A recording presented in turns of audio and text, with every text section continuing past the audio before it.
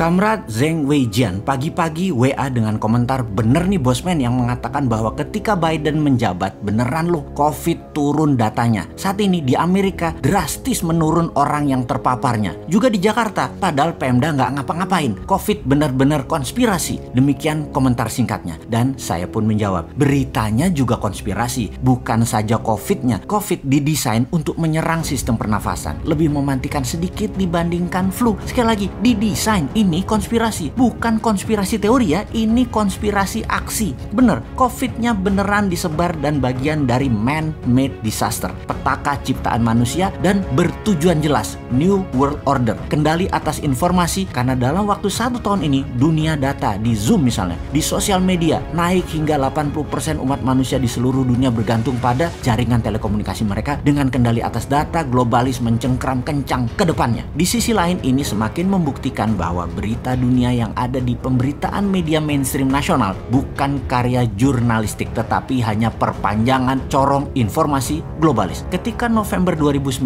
COVID masih sekitar Wuhan, berlanjut hingga Maret 2020, beritanya oleh globalis di seluruh dunia dibuat ngeri sekali. Orang jatuhlah di jalanan, meninggal di mana-mana, bertumbanglah di mana-mana, dan itu semua membangun ketakutan atas virus corona menjadi sangat menyeramkan. Seperti juga berita misalnya di Italia, di Spanyol, juga di negara Amerika Latin, seluruh dunia aja pokoknya, dan ini terlihat parah dramatisasinya. Ini disebar kemana-mana di seluruh dunia serentak dan masif. Indonesia reaksinya untuk hal begini telat. Di awalnya meremehkan atau underestimate, komen pejabatnya parah-parah banget. Lalu benar memapar banyak orang di Maret hingga Mei 2020.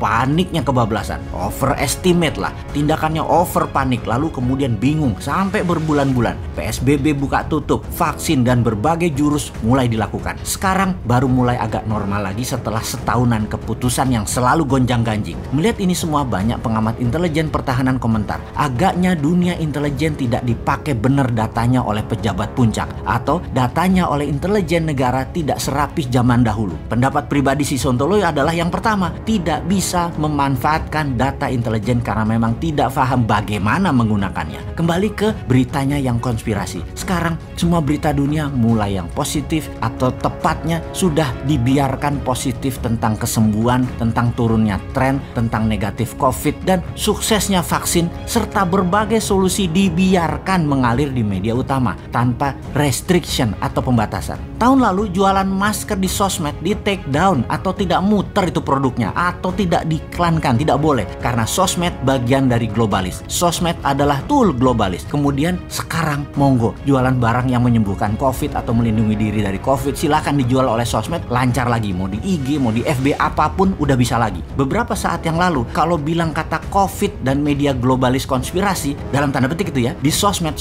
Anda di take down. Bosman banyak dapat peringatan dan di take down program-programnya. Sekarang bebas karena sudah bukan alat propaganda politis lagi COVID tersebut, tetapi alat dagang kesehatan dan obat-obatan serta masalah pandemi kesehatan biasa jadinya. Tugas COVID secara politik selesai. Berita yang negatif hilang, berita yang menakutkan hilang, tinggal berita positif di mana-mana. Ngerti nggak ini semua globalis yang melakukan? Gimana sih membuat pinter pejabat itu? Kalau sampean ngerti wahai pejabat, actionnya tepat dan cepat. Nggak lewat setahun baru ngeh. Jangan-jangan sampai sekarang nggak ngeh juga walaupun sudah setahun lewat. Sekarang bagaimana tindakan kita ke depan? Terlepas dari faham tidaknya pejabat akan masalah globalis ini.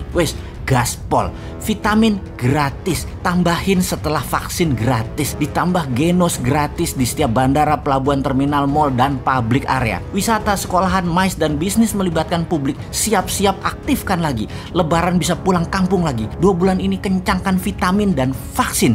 Abis lebaran kita take off lagi. Piejal, jangan percaya media asing lagi kecuali punya jurnalis sendiri, kita sendiri. Kalau relay perpanjangan media globalis terus yang dipercaya, ya bubrah bernegaranya, analisanya nggak tepat. Itulah mengapa dikatakan di awal, data intelijen nggak kepake karena terpesona data-data dari media asing. Jadi ke depan pakai data intelijen ya bos, jangan pakai data jurnalistik populis.